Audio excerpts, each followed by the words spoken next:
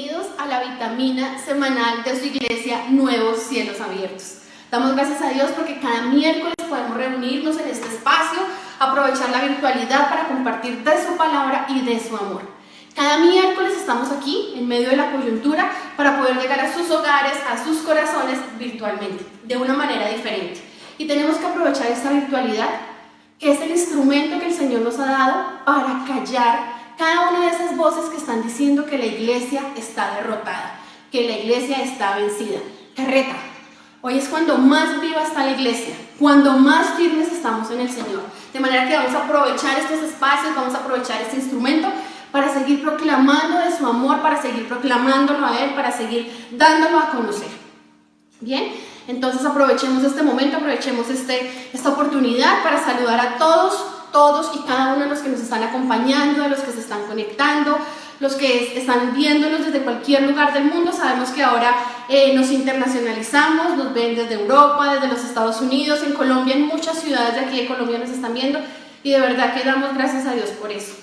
Entonces, ¿qué les parece si antes de todo esto, de entrar ya en la materia, en la vitamina, alabamos al que es digno de todo honor y de toda honra? ¿Les parece?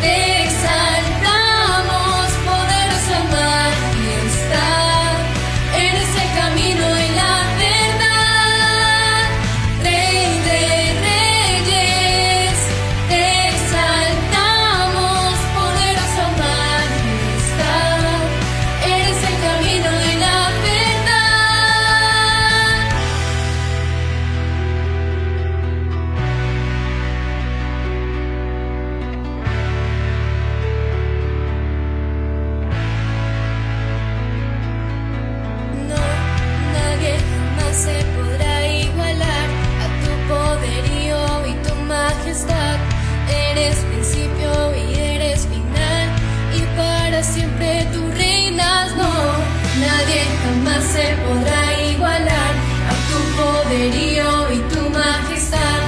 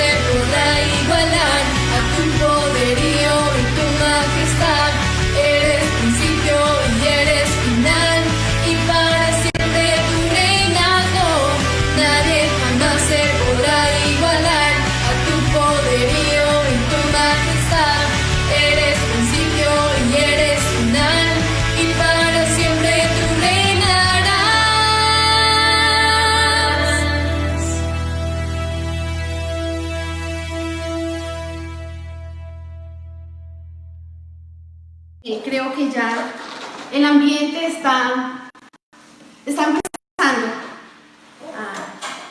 a tomar forma para que compartamos de la vitamina que tenemos para el día de hoy.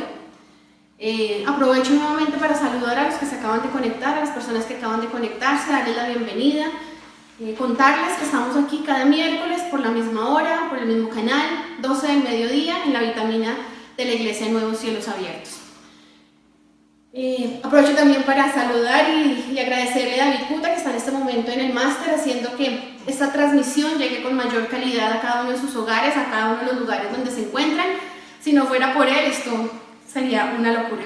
Pero bueno, ya para no dar más largas al asunto, díganme quién de ustedes, en medio de esta cuarentena, en medio de todos estos alargamientos del presidente, no se ha comido todo en la primera semana. Las provisiones se las han acabado en la primera semana de la cuarentena o del alargamiento. Resulta que ya pasaron 8 días y nos hemos comido absolutamente toda la provisión que hay en nuestras alacenas y ya no tenemos un peso para ir a comprar. ¿Y a cuál de ustedes no le ha pasado que como es cuarentena y toca hacer aseo, arreglar los closets, cuando están en medio de todo esto nos saca una chaqueta y de su chaqueta sale un billetico? Y todos, ¡oh! ¡Milagro! El billetico y empezamos, ¡uy, Señor! ¿Tú cómo cuidas a esta gorda que come muchísimo? Señor, tú sabes cómo soy yo, pero ¿cómo me cuidas? Que tú eres mi proveedor, Señor, tú lo haces todo el tiempo. Te prometo, Señor, que ahora sí voy a ahorrar, ahora sí voy a guardar todas las provisiones, me voy a ir a de uno y voy a administrar muy bien este billetico que tú me diste. ¿No les ha pasado? La emoción que nos da cuando encontramos un billetico por ahí guardado del que no teníamos ni idea en la chaqueta. ¿O qué decir cuando nos metemos en esas vacas locas que nos sabemos meter? Llámese negocios que no nos convienen, deudas por montón, proyectos que tenemos sin consultarle al Señor. Y de una u otra manera salimos completamente ilesos de ahí. No sabemos qué es Él el que está ahí. Salimos como si nada hubiera pasado y sabemos que es el Señor el que está ahí, sacándonos a nosotros de todas esas vacas locas en las que nos metemos y decimos, ¡oh, milagro, Señor, milagro! Tú lo hiciste, tú eres grande, tú eres rey. ¿O no? Está bien, entonces, si a ustedes no les ha pasado eso, hablemos entonces cuando tenemos un resultado médico que no es muy favorable, cuando los médicos nos dieron un diagnóstico no muy agradable, no tan agradable, y nos dicen que nos quedan 6 meses de vida. Empezamos a sufrir y ahí sí a pegarnos al primer santo que aparezca. De hecho nos dice el médico, si usted cree en algo, empiece a orar porque es poco el tiempo que le queda. No oramos como si nunca lo hubiéramos hecho. De hecho yo creo que avergonzamos al más santo de los santos. Teresa de Calcuta oraba poco para lo que nosotros oramos cuando estamos en ese tipo de situaciones. ¿Y qué ocurre? Que antes de la cirugía estamos pasando por el escáner y el médico se da cuenta que en el escáner no aparece nada, que el escáner está sin sombra, está completamente limpio. ¿Qué piensan ustedes ahí? ¿Milagro o no? Y el médico aún así devuélvase que necesito pasarla otra vez por el escáner porque esto no puede ser, debe ser que hubo un fallo de luz o alguna cosa, pero vuelven y nos pasan por ese escáner y nos damos cuenta, el médico se da cuenta que no hay nada, que el diagnóstico que había dado hace unas semanas, hace unos meses, desapareció. ¿Qué sentimos?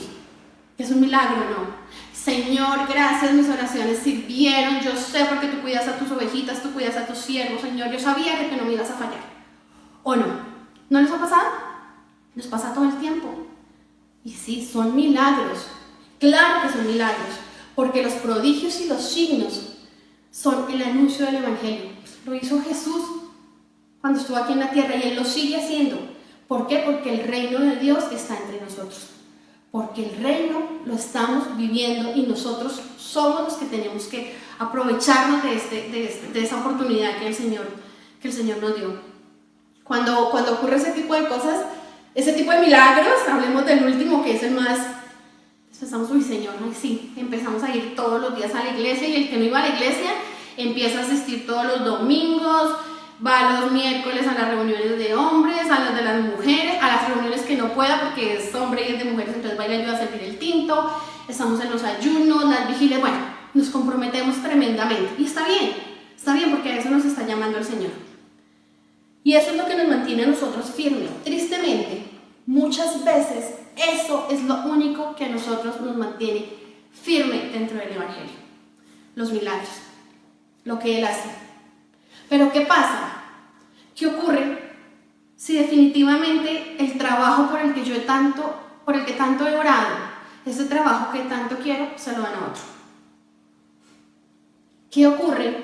¿Qué ocurre si llevo años orando para que mi hijo regrese al buen camino y eso no ocurre? Llevo orando una cantidad, los padres oran una cantidad de tiempo para que su hijo que está en las drogas salga de ahí y lo que tiene es una recaída peor, una sobredosis. ¿Qué ocurre? ¿Qué ocurre? ¿Qué ocurre también cuando nosotros, por la persona que tanto hemos orado, porque le diagnosticaron una enfermedad grave, esta persona muere? ¿Qué pasa con nosotros? ¿Qué pasa con nuestra fe? ¿Qué pasa con Dios? ¿Se han puesto a pensar? Porque cuando estamos en esta muestra, en esta manifestación de signos y milagros, somos los más fervientes, los más fervorosos, los que más amamos al Señor. Pero cuando esto pasa, déjenme decirles, si yo la verdad ya, cuando este tipo de cosas ocurre, empiezo a decaer. Sé que a ustedes puede que no les ocurra, pero empieza uno a decaer y empieza a sentir que ya Dios no lo quiere, que de pronto Dios está ocupado con Trump, con China, con Anonymous, todo este tipo de cosas, pues es obvio, ¿no? Ya no tiene el tiempo de pronto para mí.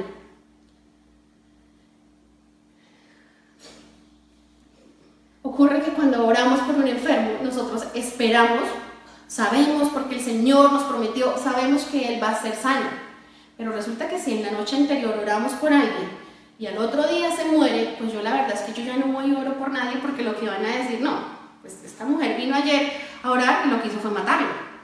Empieza uno a retroceder, a sentir que las cosas están como que no funcionan, pero si todo venía tan bien, si me encontré el billete, si la vez que dije que quería, le pedí al Señor que por favor hiciera un sol hermoso porque estábamos en abril, lluvias mil, y tengo un evento mañana y el Señor de bello me da un día espectacular al día siguiente y yo sé que mi evento salió espectacular porque el día que Dios nos entregó fue lo máximo y yo sé que Él está ahí, pero ¿qué ocurre cuando llovió?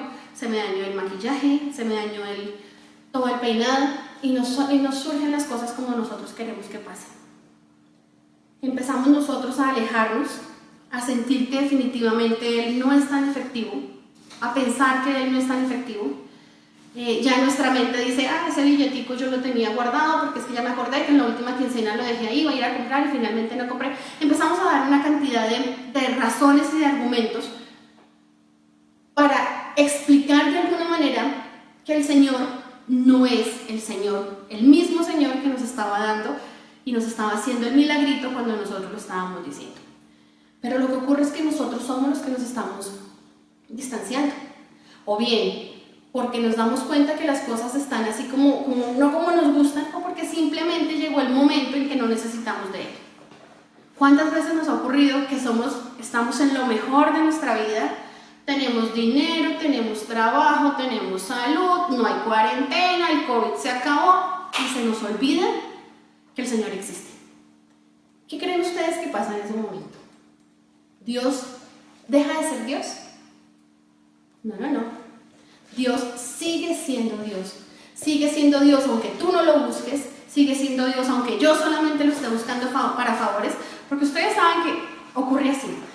Pasa como cuando los padres estamos con sus hijos y estamos cada uno con nuestros hijos y nuestros hijos solamente nos buscan para pedirnos favores. Qué tristeza, ¿verdad? Qué triste que nuestros hijos nos busquen solamente para hacerles favores, solamente cuando lo necesiten. Y eso ocurre con Dios.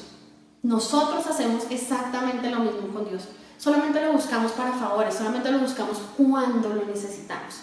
Pero hay algo. Así nuestros hijos no nos busquen, nosotros seguimos siendo padres. Y así, nosotros no busquemos al Señor, no lo necesitemos, no acudamos a Él, Él sigue siendo Dios. Él sigue siendo Dios. Él sigue siendo Dios, así mi hija sigue en contravía del plan de Dios, así mi mamá no se cura de la enfermedad que lleva tanto tiempo padeciendo, así yo me haya definitivamente apartado completamente de Él sigue siendo Dios. Solo por su gracia, como cantaban, solo su gracia, solo su amor, a pesar de nuestros defectos, a pesar de nuestros pecados, a pesar de toda esa locura que nosotros nos metemos, Él sigue siendo Dios. Y eso es lo que debemos tener claro en este momento. Así no me haga el milagrito que tanto le he pedido, Él sigue siendo Dios. ¿Qué ocurre? Que se presentan como dos errores, como dos problemas. Nosotros tenemos una forma de ver a Dios errada. Y no estoy diciéndoles que ustedes estén equivocados, no, sino que les corrijamos más bien la palabra. Creemos en un Dios que está pintado ya en el cielo y que a Él lo podemos acudir a Él cuando nosotros necesitemos solamente. O mejor aún, creemos que Dios es ese ibuprofeno que tenemos en el botiquín, que solamente acudimos a Él cuando tenemos un dolor fuerte, un dolor de cabeza, algún dolor que nos aqueje. Y si no tenemos un dolor, lo dejamos allá, aisladito en el botiquín hasta que se venza. A veces ocurre eso. Y nos apegamos a muchas cosas mal interpretadas. Nosotros creemos que el Señor nos tiene que dar porque es el proveedor. No estoy diciendo que Él no lo sea. El Señor es el proveedor. Pero nosotros creemos y estamos convencidos que como Él es el proveedor, porque eso lo dice la Biblia, lo dice la palabra, nos tiene que dar lo que necesitamos, sin importar la mala administración, la mala planificación, los errores financieros que cometamos.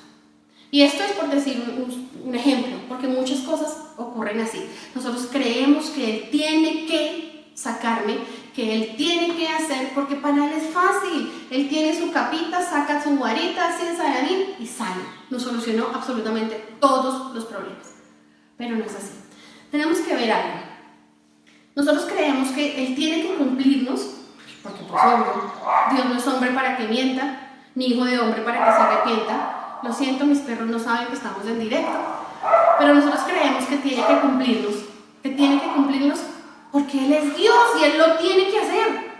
Y claro que no, claro que Él no tiene que hacerlo. Sí, Él no es hombre, Él no miente, Él no engaña, pero Él no tiene que cumplirnos a nosotros, ni tiene que complacer cada uno de los errores que nosotros cometemos. Dice, nosotros sabemos muy bien que la palabra de Dios es fiel y verdadera. Y eso lo sabemos, y lo que Él ha dicho, lo cumplirá. Pero ¿qué es lo que ha dicho? ¿Usted sabe bien qué es lo que ha dicho? Porque nosotros nos quedamos con lo bueno. Tenemos la facilidad de quedarnos únicamente con lo bueno que dice la palabra. Pues, obvio, los 3,000 y pico versículos que tiene mi Biblia de promesas subrayados, pues eso es lo que ha dicho el Señor. Pero déjame contarle algo. Su palabra es más que eso. Es mucho más. Yo les he dicho, Dios es mucho, mucho más que eso. Es mucho más que mi varita mágica, es mucho más que mi ibuprofeno, es muchísimo más. En el capítulo 28 del libro de Deuteronomio, todos sabemos que las bendiciones están contempladas ahí. Y claramente en unas versiones de la Biblia dice promesas, bendiciones prometidas. Ese es uno de los títulos que me parece agradable a leer. Pero tenemos que entender que su palabra es más que eso. Es más allá que unas promesas. En el versículo 2 de este capítulo 28 de Deuteronomio dice: y todas estas bendiciones vendrán sobre ti y te alcanzarán. Amén, aleluya, el Señor me va a alcanzar con sus bendiciones porque sus misericordias son buenas todas las mañanas. Yo les dije, ¿no? Eso es lo que está contemplado ahí. Pero olvidamos un último pedacito que aparece ahí. El versículo completo dice: y todas estas bendiciones vendrán sobre ti y te alcanzarán si obedeces al Señor tu Dios. Hay una condición. Y el versículo 1 lo aclara. Como nos saltamos de una vez al 2, que es lo que nos gusta, el versículo 1 dice: y sucederá que si obedeces diligentemente al Señor tu Dios, obedeces diligentemente al Señor tu Dios, cuidando de cumplir todos sus mandamientos, continúa, el Señor tu Dios te pondrá en alto sobre todas las naciones de la tierra. Te pondrá sobre el pecado, te pondrá sobre la ruina, te pondrá sobre cada una y sobre todas las naciones de la tierra. Estamos hablando de manera espiritual. Y de ahí en adelante, el versículo 3 hasta el versículo 14 nos dice: bendito serás en la ciudad, bendito serás en el campo, bendito será el fruto de tu vientre, bendito cuando entres, bendito cuando salgas, tus enemigos serán derrotados. Y nosotros nos apegamos a esa palabra, pero olvidamos lo que está diciendo antes. Y todas estas bendiciones vendrán sobre ti si obedeces diligentemente al Señor. Esto lo estábamos viendo hasta el capítulo 14, hasta el versículo 14 del capítulo 28 del libro de Deuteronomio. Pero quiero que hagamos aquí un paréntesis y veamos la definición de lo que es una promesa. A todos nos encantan las promesas. Nosotros hablamos, es que el Señor me lo prometió, es que el Señor lo dijo, es que el Señor... Vamos a ver la definición de la RAE, de la Real Academia de la Lengua, de lo que es la promesa. La promesa es la expresión de la voluntad de hacer algo por alguien o de cumplir con un cierto sacrificio en caso de conseguir algún logro. La primera parte encaja perfectamente con lo que Dios nos está diciendo y con lo que nosotros creemos de Dios y sabemos. Promesa es la expresión de la voluntad de Dios. Está expresando su voluntad a cambio de cumplir con un cierto sacrificio, obedecerlo, para poder conseguir un logro. De modo que si yo obedezco, voy a conseguir esa bendición. ¿Bien? Dice que también puede entenderse la promesa como un acuerdo, esto me encanta, entre dos partes, a través del cual una de ellas se compromete a realizar algo ante el cumplimiento de una condición o el vencimiento de un plazo. Es un acuerdo. O sea, Dios aparte de que está expresando su voluntad, manifiesta su voluntad acá, está comprometiéndose a realizar algo ante el cumplimiento de nuestra obediencia. Esa es la condición. A cambio de obedecerlo, nos serán dadas estas bendiciones. Pero sigamos leyendo en ese mismo capítulo. Les dije que hasta el versículo 14, bendiciones full. Pero del versículo 15 en adelante dice: pero sucederá que si no obedeces al Señor tu Dios, guardando todos sus mandamientos y estatutos que te ordeno hoy, vendrán sobre ti todas esas maldiciones y te alcanzarán. ¿Cómo? Esta premisa, este versículo no cumple exactamente las mismas características de la definición que acabamos de ver de promesa.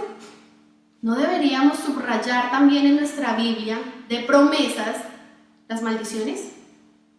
Estas maldiciones también son una promesa. El Señor no se arrepiente. Yo creo que sí son promesas. Lo que pasa es que son promesas de maldición, pero son promesas. ¿El Señor es fiel a su palabra o no? Entonces, vamos a ver lo que les estaba diciendo, que tenemos una serie, en esta oportunidad vamos a hablar de dos errores que se presentan en nosotros cuando nos referimos al Señor, y más allá de referirnos al Señor es cuando tenemos esa relación con Él, nuestra relación del Dios bombero, nuestra relación. Cometemos dos errores. Dije que no íbamos a hablar de errores, sino hablemos más bien de dos lapsus. Me gusta más la palabra lapsus porque lapsus es algo así que ocurre cuando uno no tiene la culpa. Es algo es una palabra del latín que implica eso, que nosotros no tenemos la culpa, entonces pues podría funcionar esto. Entonces nuestro primer lapsus es que tomamos solo lo que nos conviene de Dios. Extraemos lo que nos gusta del versículo 1 al 14 del capítulo 28 del Deuteronomio y olvidamos lo que está antes y lo que está después de estos mismos versículos. Nos olvidamos de todo lo que implica la palabra de Dios. Nos olvidamos o no entendemos o nos hacemos los locos al saber que Dios no es un títere de nuestros deseos. Hay un pacto.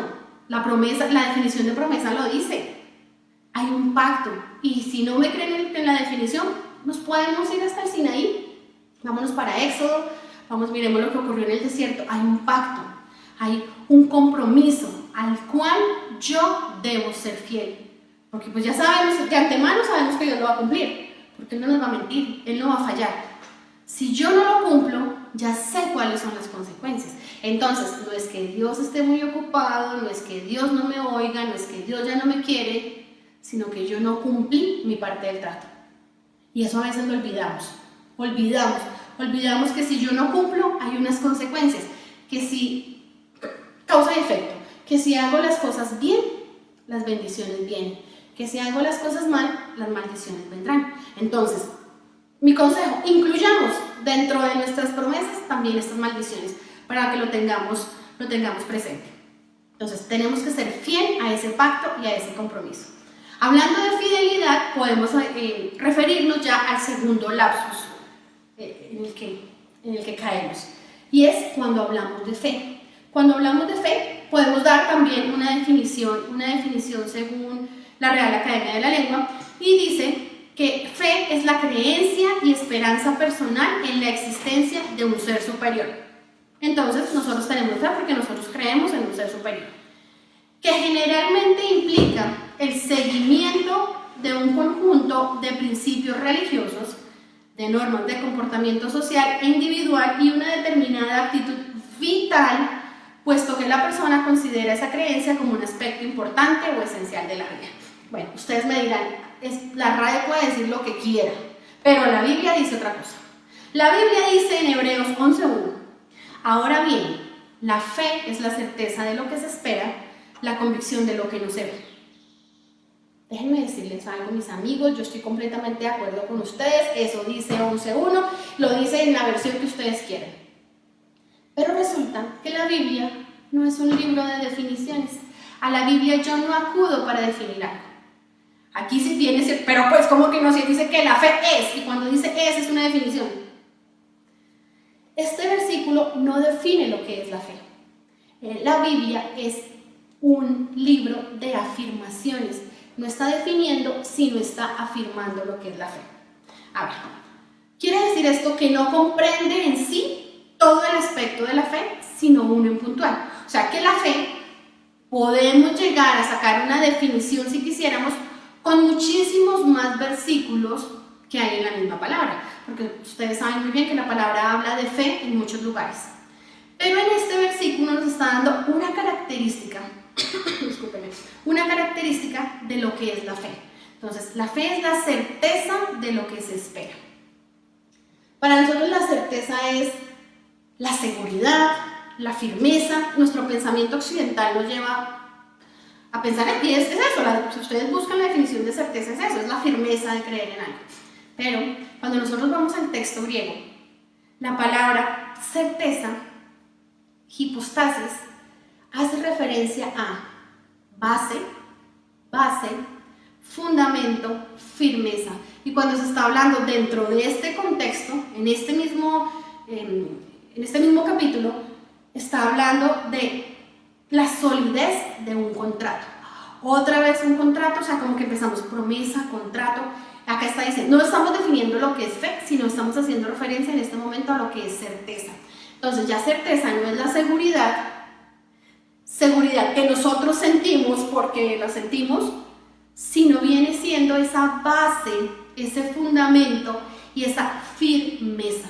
O sea, en el griego se utiliza para referirse a la solidez de un contrato. ¿En qué se basa la esperanza de un creyente? ¿En qué se basa nuestra esperanza? En la fe, obviamente, ¿no? Pero resulta que Colosenses 1:27 nos habla de las riquezas de la gloria. Y termina diciendo algo muy, muy hermoso, que Cristo es la esperanza de la gloria. Entonces, si la esperanza del creyente se basa en la fe y la esperanza es Cristo, ¿en qué se está basando? ¿En qué se está basando mi esperanza? ¿En qué se está basando mi fe? En Jesús, ¿no? Se está basando en Él. O sea que la esperanza, en este caso, no es la fe propiamente, no es en la fe propiamente, sino en la esperanza de Cristo, es en la esperanza de Cristo en quien descansa nuestra fe. ¿Me hago entender? Se nos cambia ahí un poco el panorama, se nos cambia un poco el chip. Aquí lo que nos está diciendo este versículo es que la fe presenta pruebas sustanciales de lo que no se ve. de lo que no se ve. Por supuesto, Jesús es una prueba sustancial de lo que no se ve. ¿No es la imagen visible del Dios invisible? Entonces, ¿en quién está nuestra fe? ¿En qué está depositada nuestra esperanza? No en vano, en Efesios 2 encontramos en el versículo 20-21, Cristo Jesús mismo es la piedra angular en quien todo el edificio, pero me encanta que acá dice, bien ajustado, bien asegurado. No es que nos vamos a construir ahí encima y entonces como caiga, no. Dice, Cristo Jesús mismo es la piedra angular en quien todo el edificio bien ajustado va creciendo para ser un templo santo en el Señor. Y en el versículo 22 dice, en quien también vosotros sois justamente edificados para morada de Dios en el Espíritu. Entonces, ¿en quién reposa nuestra fe? ¿En qué está puesta nuestra esperanza? ¿En un abuelo? ¿Qué hacíamos cuando queríamos que no lloviera? No sé si ustedes tuvieron una abuela como la mía, pero mi abuela me decía, coja un velón blanco.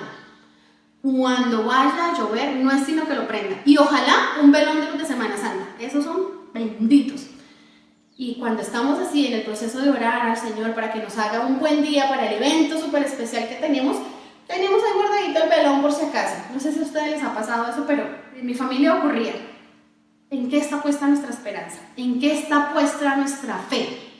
Cuando decimos camino por fe, ¿a qué me estoy refiriendo? ¿A qué el Señor hará? El Señor sabrá, porque pues yo me meto de cabeza, porque es que eso lo puso el Señor en mi corazón y yo me meto de cabeza en eso. ¿O me estoy de verdad estoy de verdad preguntándole al Señor qué es lo que quiere? Estoy tomándome mi tiempo para preguntarle, para conocerlo, para determinar, para que Él me explique cuál es su voluntad, más allá de las promesas que están subrayadas, más allá de lo que yo creo que me merezco. Pero bueno, la intención de esta vitamina no es hacer todo un tratado teológico de lo que significa fe. Eso se lo dejamos a los eruditos de la palabra. Pero sí es importante que este acercamiento a la palabra fe lo tengamos muy claro. Porque, así como les decía, si bien es cierto que este versículo de Hebreos 11:1 nos da una de las características de la fe, a lo largo de toda la Biblia podemos encontrar más características. Y otra que vemos es cuando nos vamos al Antiguo Testamento y sabemos que el Antiguo Testamento fue escrito en el idioma griego y vemos que la palabra fe, vamos a buscar un significado que emane de la misma Biblia. La palabra fe, emuná es una palabra hebrea que encontramos en el Antiguo Testamento y no se traduce solamente como nosotros la conocemos. Si bien es cierto, es la representación mental de lo que conocemos nosotros ahorita como fe, para el pensamiento semita implica otra cosa. De hecho, actualmente es así, implicaba e implica otra cosa. La palabra emuná significa o se traduce como fidelidad, como verdad, como firmeza, que es vertida al griego, el idioma del Nuevo Testamento, como pistis, y al español como fe es otra cosa, pero emuná traduce del hebreo al español, el mayor acercamiento que podemos hacer, fidelidad, verdad y firmeza. Entonces, si emuná es fidelidad, verdad, firmeza y luego fe, ¿será que Abraham es el padre de la fidelidad a Dios? ¿El padre de la verdad? Más allá de lo que nosotros tenemos, esa concepción que nosotros tenemos que Abraham es el padre de la fe porque le creyó a Dios. Sí, él le creyó a Dios en un mundo de idolatría, en un mundo donde adoraban a muchos dioses, sí, le creyó. Pero si estamos atando, estamos uniendo, estamos hilando todo esto y nos damos cuenta que todo ocurre si obedecemos al Señor, Abraham muy fácilmente es el padre de la fidelidad a Dios y de la firmeza en obediencia a Dios. Entonces ahí ya es completamente diferente. No, lo lindo de todo esto es que el Señor nos permite creer en Él, confiar en Él, pero no a ciegas. Nosotros decimos, pues es que Abraham lo hizo, él se fue a ciegas, igual yo me voy y me meto en la que sea porque el Señor lo hace. Tenemos primero que saber escuchar lo que Él nos dice. Y tal vez no tenemos la misma comunicación directa que tuvo Abraham, pero tenemos muchas maneras de comunicarnos con Él, muchas maneras de que Él nos muestre cuál es su voluntad, cuál es su propósito en nuestras vidas, qué es lo que Él quiere con nosotros en medio de su proyecto salvífico. Ya lo que hizo con Jesús estuvo hecho y Él sigue dándonos y dándonos de su amor. Entonces debemos entender y aprender qué es lo que Él quiere que nosotros hagamos por esta fe. No por la fe ciega, no por la fe en los abuelos, no por esa fe, sino por la fe que nos brinda la certeza que es Jesús, la esperanza que es Jesús. Hebreos 11:8 dice que por la fe Abraham, al ser llamado, obedeció saliendo para un lugar que había de recibir como herencia y salió sin saber a dónde iba. Y bueno, y más adelante nos cuenta que por fe habitó como extranjero. Aquí lo que podemos ver es que la visión del hombre de fe se establece con una esperanza fundamentada. ¿Y cuál es nuestra esperanza? Ya lo hemos dicho, Cristo es nuestra esperanza. Solo en Él confiamos. Así las cosas, no es Dios más que una promesa. No importa que nosotros hayamos acudido a Él únicamente cuando lo necesitamos. Ese es el tipo de lapsus, el tipo de errores que cometemos. Acudir solamente a Él cuando lo necesitamos. Pero ya nos damos cuenta que Él es más que eso. Es muchísimo más. Es todo un hermoso tratado de amor que implica obediencia de nuestra parte. Sí, señores, implica obediencia de nuestra parte. Tenemos que entender que Dios sigue siendo Dios en medio de las circunstancias. Le hable o no le hable, le cuente o no le cuente, Él sigue siendo Dios. No el Dios bombero, no al que acudimos cuando necesitamos el milagrito, no al que acudimos solamente cuando estamos en escasez, cuando estamos en enfermedad. Recuerden que Él sigue siendo Dios sin nosotros, pero nosotros sin Él estamos perdidos. Sin Él no somos absolutamente nada. Dios no es cualquier Dios. Dios es el Dios sobre todo. Está por encima del bien y por encima del mal, absolutamente. A mí me encanta estudiar el pensamiento semita, porque ellos, a diferencia nuestra, nosotros pensamos que hay como dos bandos en el mundo, que está el bando de los buenos y el bando de los malos. Entonces, que el bando de los buenos está liderado por Dios y el bando de los malos está liderado por Satán. Y entonces que están en constante lucha, en constante pelea y el pensamiento semita nos muestra otra cosa. Las palabras en la misma Biblia nos muestran otra cosa. Dios está sobre todo, está por encima del bien y del mal. O sea, lo que nosotros podamos entender o percibir como bien puede que contenga una parte de lo que es Él, pero no alcanza en lo absoluto a ser lo que es Dios.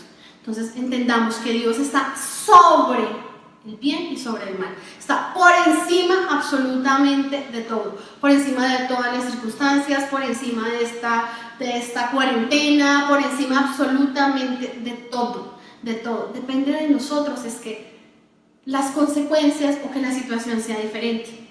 No estoy diciendo que nosotros seamos dioses y entonces vamos a cambiar. No. Simplemente obedezcamos lo que el Señor tiene, obedezcamos lo que su palabra dice, pero ¿qué es lo que vamos a obedecer si no lo conocemos? Como les decía al comienzo, esta es una oportunidad que el Señor nos ha dado para que conozcamos de Él, para que aprendamos de Él. Puede que algunos tengan más tiempo que otros, pero es el momento para hacerlo. Primero porque lo necesitamos. Principalmente en estas circunstancias necesitamos de Él. Hay momentos de angustia, hay momentos de incertidumbre, hay momentos que necesitamos algo fuera de lo que nos está rodeando para que nos dé ese apoyo, esa fuerza. Entonces conozcámoslo, pero no solamente conocerlo, sino que podamos mantenernos cuando salgamos de todas estas circunstancias que nos están quejando, poder mantenernos en Él, poder olvidarnos de que Él es un Dios milagroso, que lo es, pero no es solo eso. Dios no es solo eso. Dios es más que milagros. Dios es más que el dinero para el arriendo que necesito para mañana. Dios es más que la enfermedad. Dios nos está llamando, nos está haciendo un llamado en este momento para que lo conozcamos, para que lo vivamos, para que lo disfrutemos, para que gocemos su reino, para que hagamos eso. Él sigue siendo Dios en todas circunstancias, sigue siendo Dios, y eso es bueno para nosotros, porque sigue siendo Dios a pesar de que yo soy una pecadora, a pesar de que yo me vivo equivocando. Él sigue siendo Dios. Él no ve en mí todos esos errores, esos lapsus, quiero yo creer, que cometemos, sino Él está ahí. Él, por su gracia, por su misericordia, está ahí, permitiéndonos conocerlo, pero permitiéndonos también comprender la esencia de todas las cosas. No es que porque Él lo dijo y entonces si así se tiene que hacer, y entonces no, es entender que todo esto es parte de la hermosa alianza que el Señor hizo con nosotros desde un comienzo, desde hace un montón de tiempo. Es parte de la alianza. Entonces es simplemente entender eso, que Él cumple lo que promete, sí, pero nosotros tenemos que conocer todas las cláusulas de ese contrato, todas las cláusulas de esa promesa, desmenuzar la palabra para poder entender qué es lo que está contenido en ella. Entender que todo es parte del plan salvífico de Dios, absolutamente todo. Bien dice Pablo que todo colabora para bien a los que creen en el Señor, sí, es cierto. Pero nosotros debemos entender que somos parte también, una parte activa en dentro de ese proyecto del Señor. Y entender que a pesar de que somos pecadores, Él sigue siendo Dios y que Él está ahí en todo momento para que hablemos con Él, para que lo hagamos partícipe de nuestras alegrías, no solamente llamarlo para contarle que necesitamos platica, no solamente para decirle que estamos emproblemados, no, para hacerlo partícipe de nuestras alegrías, para poder disfrutar con Él lo que Él ha traído, lo que trajo por medio de Jesús a esta tierra, para que lo hagamos nosotros y entender lo que es la verdadera experiencia de Jesús resucitado, que es el que nos trae perdón a nuestras vidas. Cuando nosotros hablamos de conversión, para nosotros es muy chévere decir es que me convertí de religión, no, esa conversión va muchísimo más allá. Obviamente eso es otro tema, pero entendamos que vivir el Jesús resucitado es lo que nos permite a nosotros vivir esa experiencia de conversión, de perdón de pecados, lo que hizo su sangre en la cruz, lo que Él hizo en su cruz, entender lo que Él hizo. Eso es lo que nos está llamando el Señor en este momento. Entonces, que cuando salgamos de todas estas circunstancias, que cuando se acaben esos problemas que tanto nos acechan, no nos olvidemos de Él, porque Él sigue siendo Dios. ¿Vale, amigos? Entonces, pues creo que esto era lo que teníamos para entregarles hoy, para hablarles, para contarles. Queremos recordarles que estamos aquí cada 8 días en el mismo horario, a las 12 del mediodía. Contarles también, así como lo dijo el pastor el día domingo, hoy, esta noche, miércoles, estarán reunidos los hombres a las 7 de la noche por Zoom. Sé que ellos ya tienen todos los datos, bueno, ellos se encargan de la conexión. No olviden que mañana jueves también las damas están conectadas por Zoom a partir de las 10 de la mañana. Los sábados están conectados en el ayuno a partir de las 7 de la mañana por Zoom. Si quieren, inscríbanos también a la página, les damos la información. Y recuerden que cada 8 días, cada domingo, estamos a partir de las 10 de la mañana por este mismo canal. Les envío un abrazo. Dios los bendiga.